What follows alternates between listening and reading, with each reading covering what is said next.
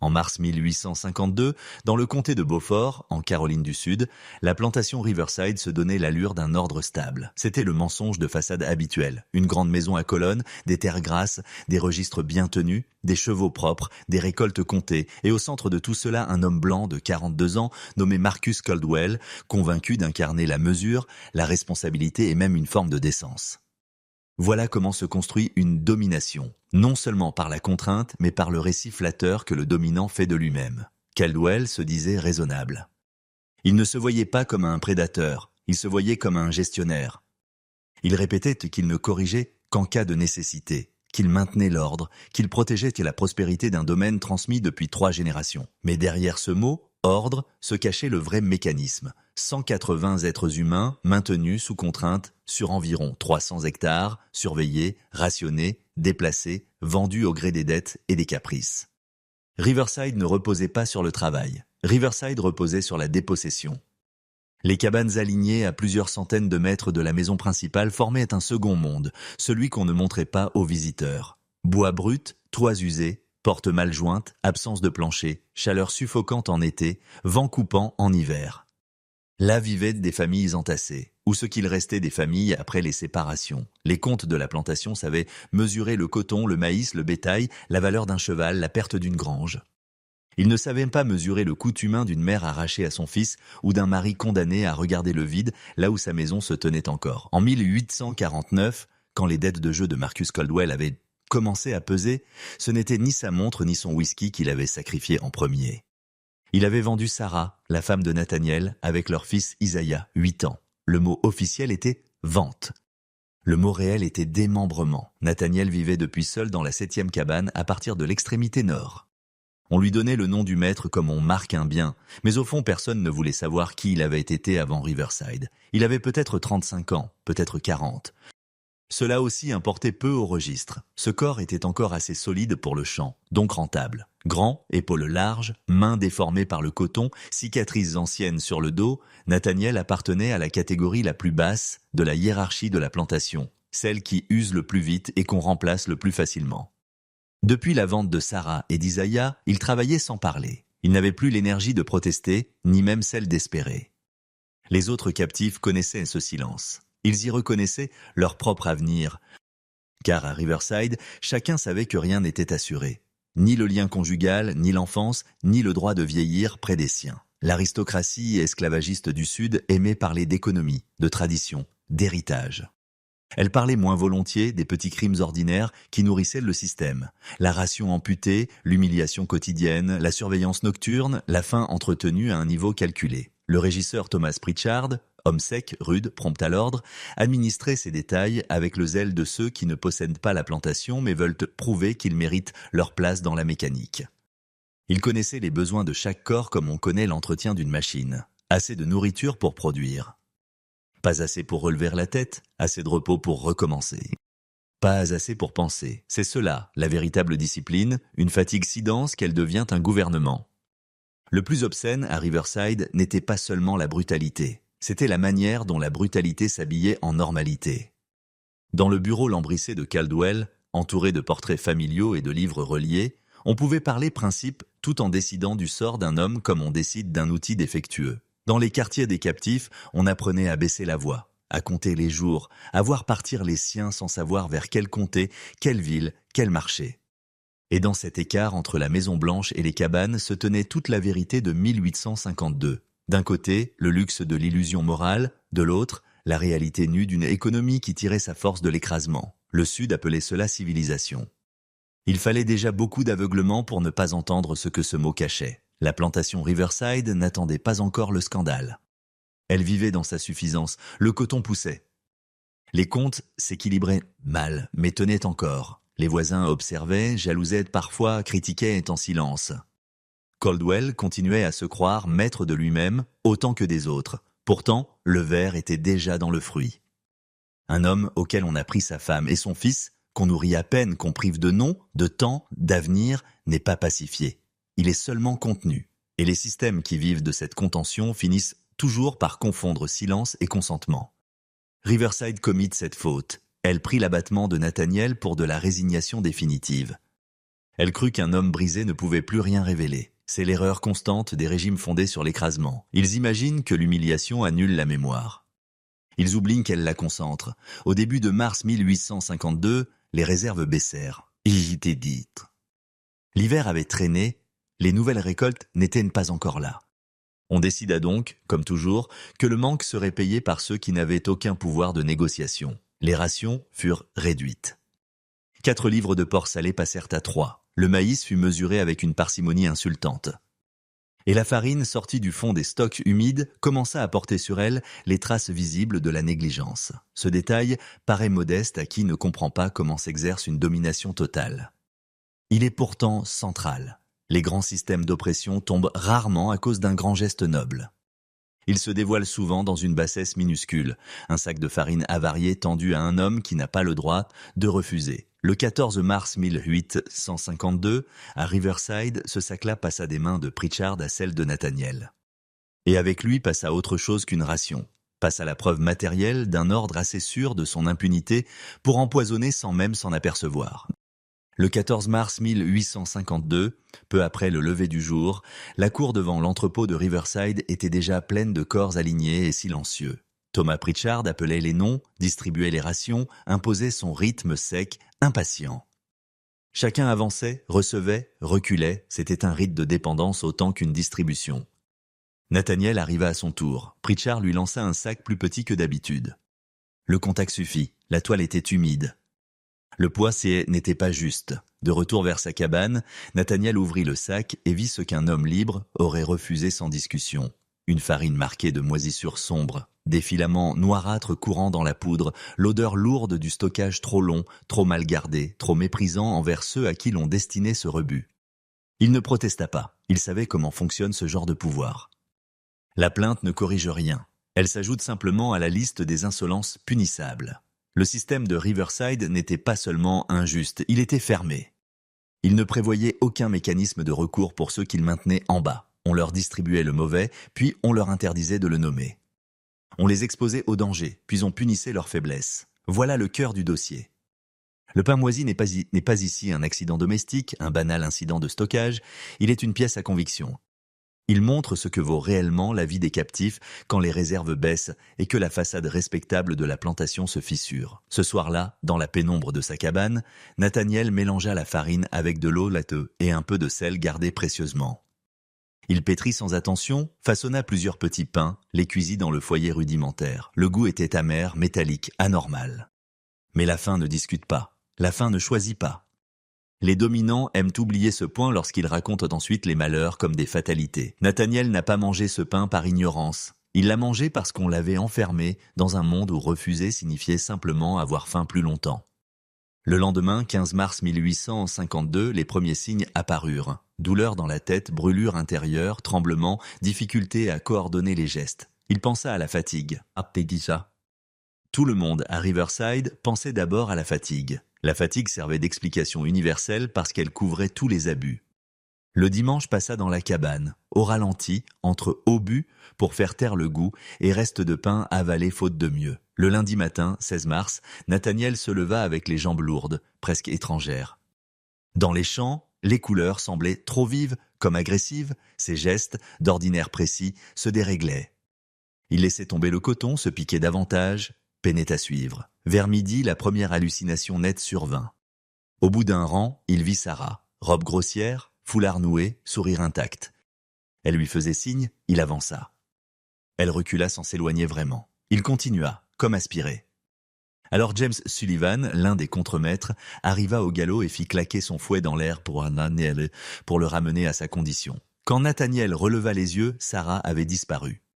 Restait le chant, la poussière, les regards des autres. Même dans le délire, le système savait remettre chacun à sa place. La nuit suivante ne fut pas une nuit, ce fut une descente. Des ombres sur les murs, des murmures, des voix connues et inconnues. Sarah, Isaiah, d'autres encore. Mais au milieu de cette confusion naquit une pensée plus stable que toutes les autres. Il n'avait plus rien à perdre. Cette phrase peut paraître simple. Elle est pourtant l'une des plus redoutées par tout ordre fondé sur la peur. Un système de domination tient tant que la victime croit perdre davantage en résistant qu'en cédant. Quand ce calcul se renverse, même dans un esprit abîmé, le pouvoir vacille.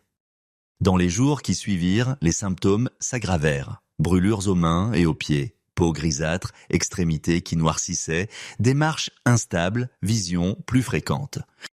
Le corps parlait un langage médical que les maîtres connaissaient mal, et qu'ils préféreraient bientôt appeler folie, car nommer précisément la cause aurait impliqué de regarder la farine, les stocks, la négligence, donc leur propre responsabilité.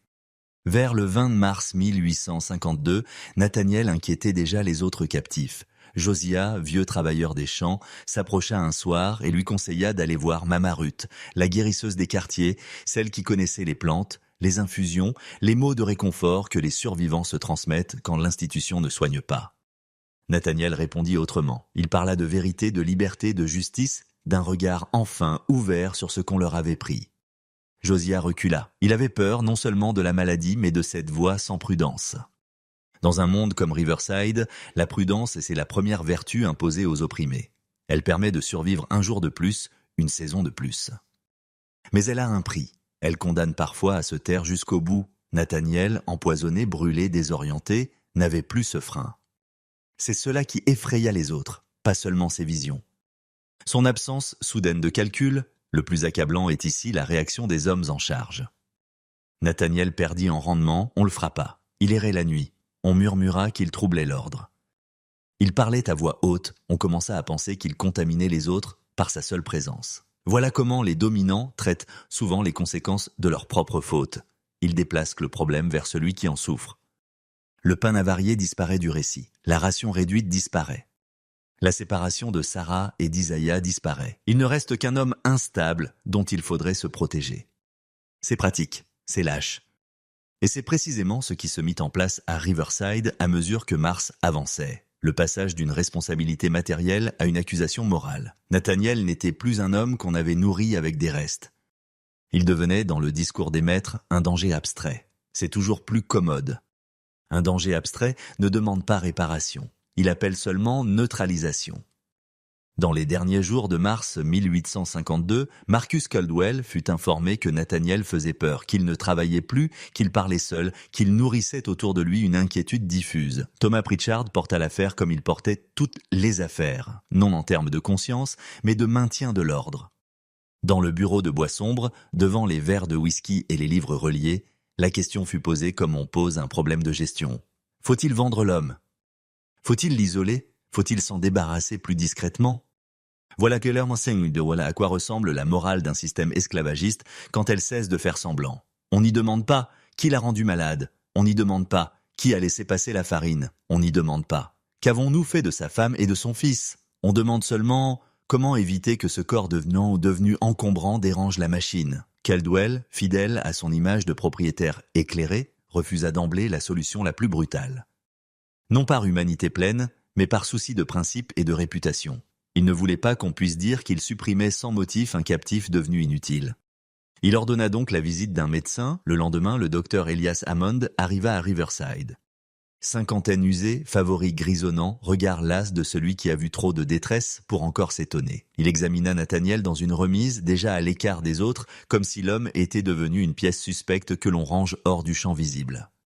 Pulsations, langue, membres, tremblements, désorientation, extrémités noircies. Hammond vit assez vite ce qu'il pouvait formuler sans se compromettre. Il évoqua l'ergotisme, cette intoxication liée à des céréales contaminées par un champignon. Hallucinations, gangrène, convulsions. Rare, dit-il. Mais possible. Il demanda si Nathaniel avait mangé quelque chose d'inhabituel. Pritchard répondit qu'il mangeait comme les autres. Cette phrase, apparemment neutre, contenait déjà l'aveu. Comme les autres. Le danger n'était donc pas individuel. Il était structurel. Là se trouve l'un des points les plus accablants du dossier Riverside. Le médecin avait nommé une cause plausible. L'intoxication n'était plus une superstition ni un pur délire. Elle renvoyait directement à la qualité des rations, au stock humide, à l'économie de misère pratiquée sur le dos des captifs. Et pourtant, cette vérité médicale ne provoqua aucun examen des réserves, aucune remise en cause de la distribution, aucune inquiétude réelle pour les autres. La plantation ne se demanda pas si plusieurs hommes avaient été exposés. Elle ne revint pas vers la farine. Elle ne corrigea pas la source. Elle se concentra sur le symptôme le plus gênant pour elle. Nathaniel, devenu improductif et inquiétant. Voilà la logique. Quand un système vit du mépris, même la preuve scientifique ne le redresse pas. Elle lui fournit seulement un nouveau vocabulaire pour administrer le dommage. Amande déclara qu'il n'y avait guère de traitement. On pouvait amputer si la gangrène gagnait, attendre, isoler. Les mots étaient froids, cliniques, mais leur usage, à Riverside, devint immédiatement politique. On enferma Nathaniel dans une remise à l'écart. On lui apporta une ration quotidienne à distance, toujours à plusieurs, armée de gourdins, comme si le vrai risque était un assaut de sa part et non la faute qui l'avait conduit là. Il restait dans la pénombre, presque immobile, parlant parfois seul, regardant au travers des hommes comme s'ils appartenaient déjà à un autre monde. Les porteurs de nourriture ressortaient troublés. Il racontait qu'il semblait voir quelque chose que ne voyait pas. Ici encore, Riverside se trompa d'analyse. Ce regard ne venait pas d'un pouvoir surnaturel, il venait d'un basculement intérieur. Nathaniel avait cessé d'adhérer, même passivement, au cadre mental imposé par la plantation. Pendant ce temps, dans les quartiers, les récits circulaient, des rêves, des présences nocturnes, Abigail disant avoir vu Nathaniel debout dans un champ en flammes. Ézéchiel affirmant l'avoir aperçu dans sa cabane alors qu'il était censé être enfermé. Dans d'autres circonstances, on rirait de ces histoires ou on les renverrait au folklore. Mais à Riverside, fin mars 1852, elles comptaient, non parce qu'elles étaient vérifiables, mais parce qu'elles traduisaient un état collectif. Les captifs parlaient le plus bas, plus tard, plus longtemps. On échangeait sur la liberté, mot jusque-là étouffé, dès qu'il approchait des lèvres. On regardait les contremaîtres autrement. La peur n'avait pas disparu, mais elle n'était plus seule. Il y avait autre chose, un trouble plus actif, presque une contagion morale. Nathaniel, enfermé, affaibli, peut-être délirant, devenait malgré lui un miroir brutal. Il montrait ce que produit un système quand il pousse un homme au bord. Non seulement la destruction, mais l'arrachement du voile. Pritchard sentit le changement avant même de pouvoir le nommer. Les régisseurs expérimentés sont experts en climat social, c'est leur métier. Il rapporta à Caldwell qu'il y avait de l'agitation, des échanges anormaux, des regards chargés. Le mot-clé fut prononcé « symbole ». Nathaniel était en train de devenir un symbole, c'est-à-dire une menace plus grande que son état physique. Voilà ce qui terrifia les maîtres. Pas un homme malade. Pas une remise, pas une infection. Ce qui terrifia Caldwell et Pritchard, c'était l'idée qu'un captif diminué, presque fini, puisse néanmoins représenter quelque chose pour les autres. Qu'un homme que le système avait voulu réduire à la fatigue et à l'isolement devienne, par accident ou par vérité, le signe vivant que l'obéissance n'était pas totale. Dans toute structure de domination, le symbole est plus dangereux que la force. La force se brise. Le symbole circule. Caldwell, alors, fit ce que font les hommes soucieux de leur respectabilité lorsqu'ils sentent le sol se dérober. Il demanda qu'on règle le problème discrètement. Pas de scandale, pas de rumeurs chez les voisins. Pas de questions sur la manière dont Riverside gérait ses captifs. C'est une constante historique.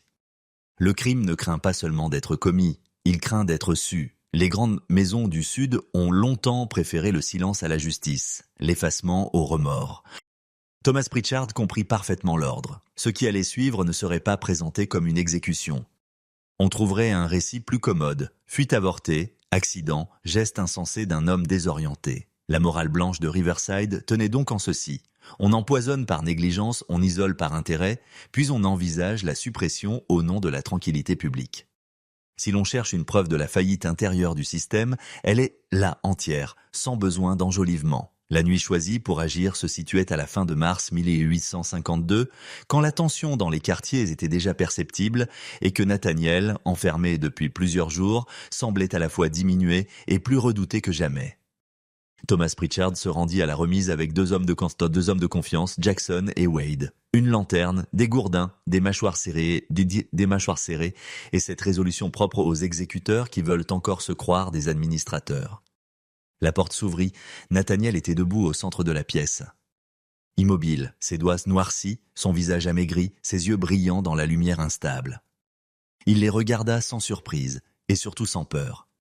C'est là sans doute que les trois hommes furent les plus déstabilisés. Ils n'avaient pas devant eux un corps luttant pour vivre.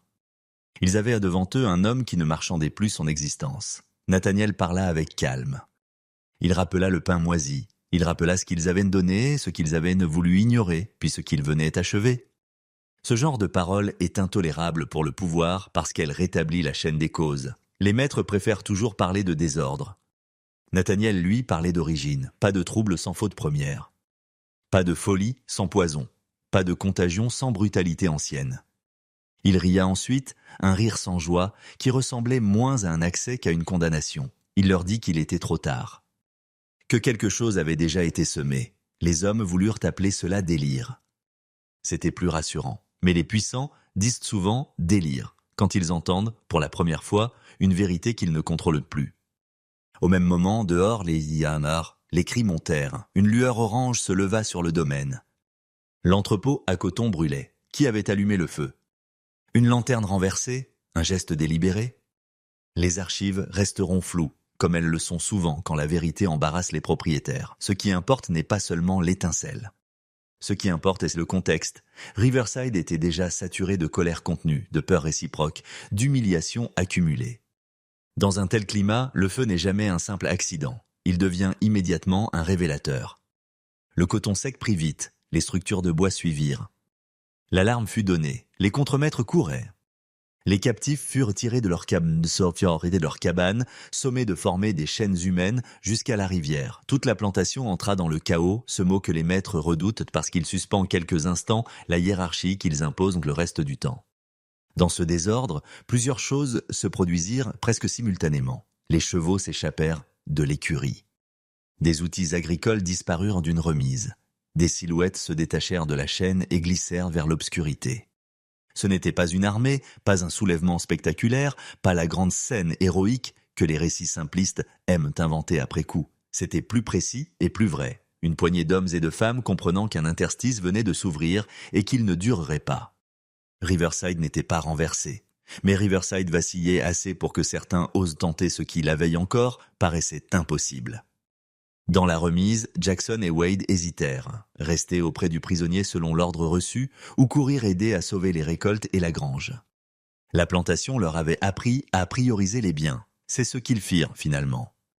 Ils quittèrent Nathaniel sans même bien refermer. Là encore, toute une civilisation tient dans un détail. Au moment critique, les gardiens jugèrent le plus urgent de sauver le coton que d'assurer la surveillance d'un homme supposé si dangereux. Nathaniel resta seul quelques instants, puis se mit en marche. Chaque pas lui coûtait. Ses pieds gangrenés le faisaient souffrir, ses jambes le trahissaient, son souffle était court. Mais la volonté, elle, tenait. Voilà ce que les maîtres comprennent toujours trop tard. Un corps affaibli n'annule pas nécessairement une décision intérieure. Dehors, la nuit était rouge.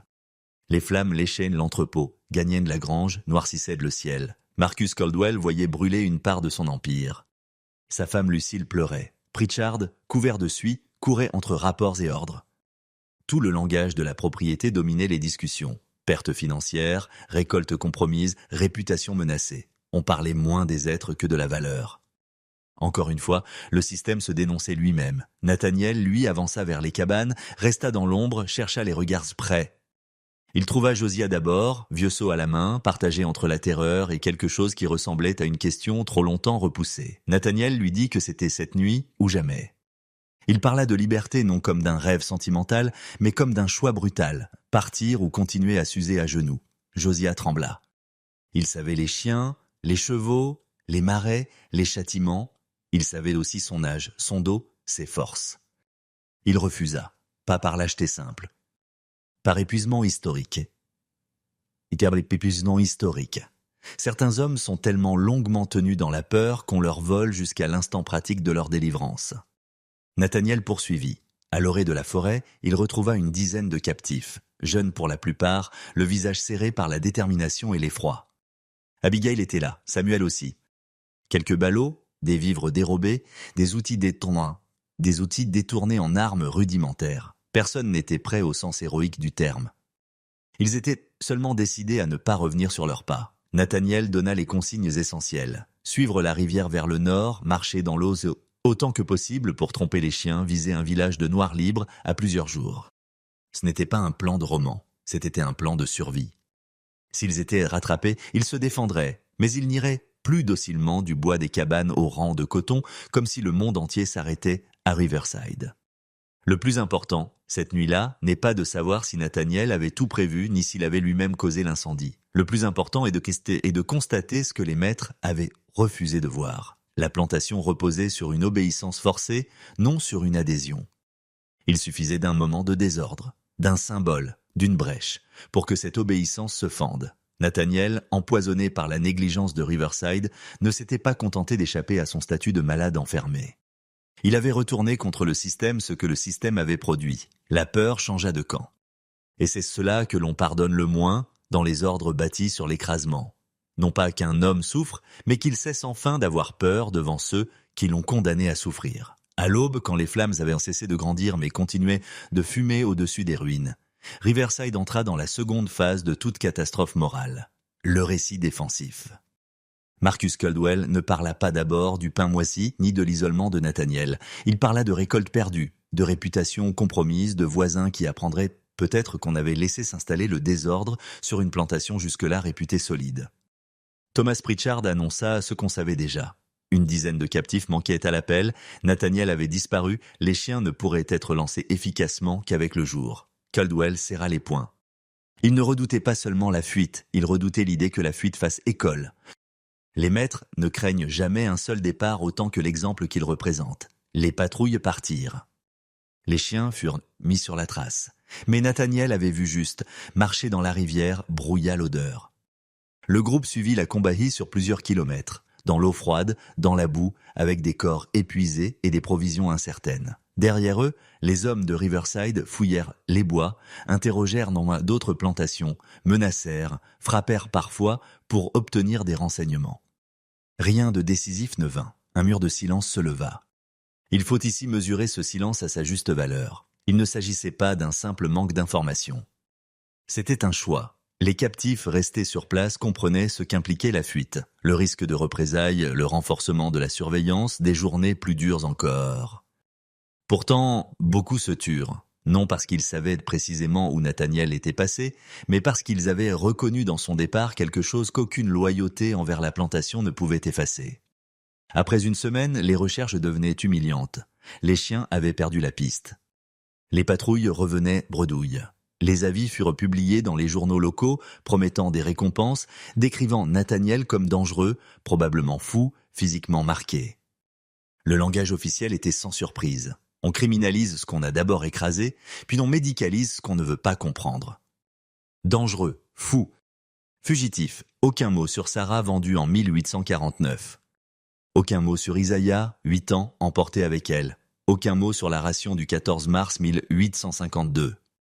Aucun mot sur le diagnostic du docteur Hammond. Le Sud savait très bien écrire des annonces de recherche. Des annonces de recherche, mais il ne savait jamais écrire ses propres fautes.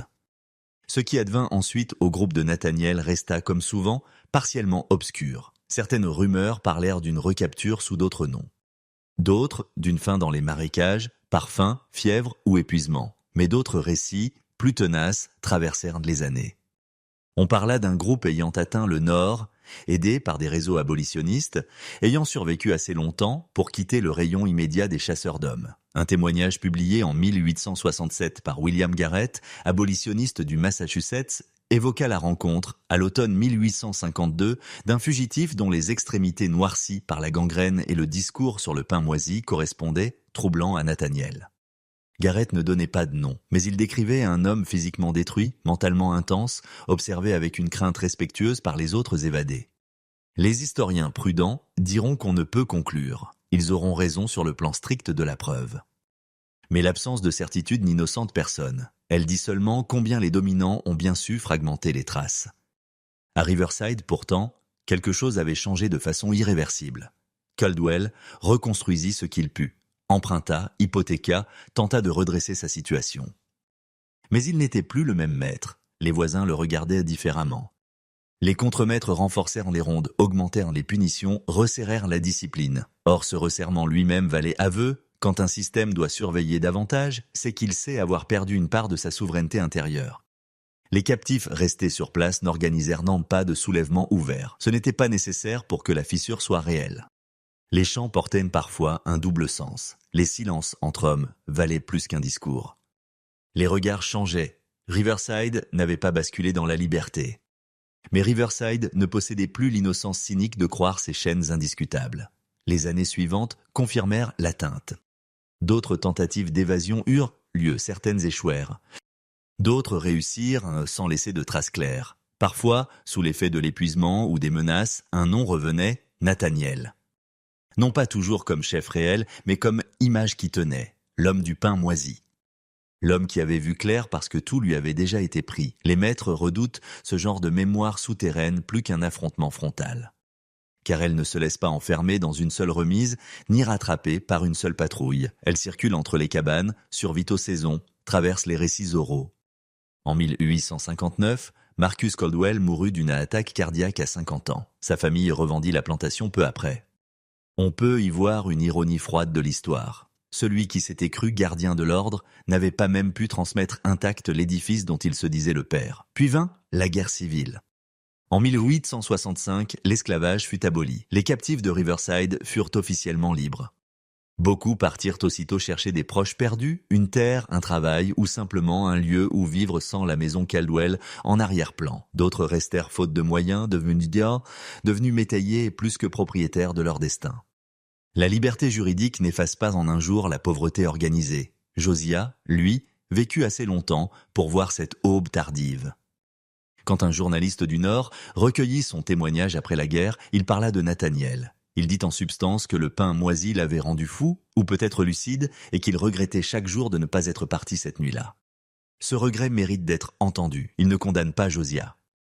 Il condamne le système qui avait usé en lui pendant des décennies la possibilité même de choisir au bon moment. Dans les années 1970, lorsqu'une petite plaque historique fut enfin posée sur l'ancien site de Riverside, elle évoqua vaguement des événements tragiques. Rien de plus, pas de Sarah, pas d'Isaiah, pas du 14 mars 1852, pas d'ergotisme, pas de Nathaniel. Ainsi procède la mémoire officielle lorsqu'elle est écrite par les héritiers du confort plutôt que par ceux de la souffrance. Elle adoucit, généralise, neutralise. Elle préfère les euphémismes aux responsabilités. Pourtant, même mutilée, l'histoire insiste. Elle remonte par les marges, par les petits journaux abolitionnistes, par les récits transmis dans les familles noires du Sud, par les contradictions même des archives blanches. Et ce qu'elle dit n'a rien d'obscur. Elle dit qu'un homme brisé par le système a été empoisonné par sa négligence. Elle dit que cette destruction a mis à nu l'ordre qu'on appelait civilisation. Elle dit que la pire peur des maîtres n'était pas la violence d'un captif, mais la disparition de la peur chez lui. Car un homme qui ne croit plus à la légitimité de ses chaînes devient, même malade, même traqué, même presque perdu, une accusation vivante. Voilà ce que Riverside a voulu effacer. Voilà pourquoi le silence a duré si longtemps. Ce n'était pas seulement l'histoire d'un fugitif. C'était le dossier moral d'un système entier. Et comme tous les dossiers trop lourds, on a tenté de le classer sous des mots plus doux. Mais les mots doux ne blanchissent rien. Mars 1852 reste mars 1852. Un sac de farine avarié, un homme nommé Nathaniel. Une plantation nommée Riverside, un maître nommé Marcus Caldwell. Un régisseur nommé Thomas Pritchard, une femme vendue, Sarah. Un enfant arraché, Isaiah, une remise d'isolement. Un incendie, une fuite. Des archives trouées, il y a été trouées, et tout sans un dé. Derrière tout cela, une vérité simple que l'histoire hésite encore trop souvent à prononcer avec toute sa netteté. Quand un ordre doit affamer, séparer, humilier et mentir pour tenir debout, il ne mérite ni respect ni nostalgie. Il mérite d'être exposé, ligne par ligne, jusqu'à ce que même ses ruines cessent de se faire passer pour de la grandeur.